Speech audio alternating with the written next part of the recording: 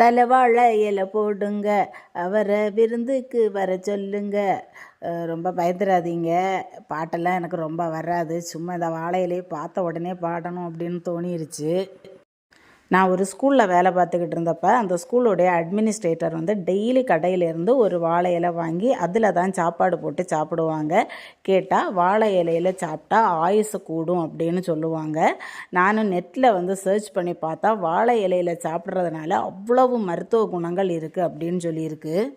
முக்கியமாக வாழை இலை நோய் எதிர்ப்பு சக்தியை அதிகரிக்கும். நம்முடைய தோல் பளபளப்பாக இருக்கும். இளநரைய போக்கி நல்ல கருமையான நிறத்தை கொடுக்கும் முடிக்கு. எல்லாத்துக்கும் மேலே கல்யாண வீட்டில் வாழை இலையில் சாப்பாடு போடுறதுக்கான மெயின் ரீசனே அது ஒரு பாசிட்டிவ் எனர்ஜியை கொடுக்கும் அப்படின்றதுக்காக தான் என் விலையிலிருந்து வாழை இலையை ஹஸ்பண்ட் எடுத்துகிட்டு வந்திருக்காங்க. நான் இதை என்ன செய்யணும் அப்படின்றத இனிமேல் தான் யோசிக்கணும்.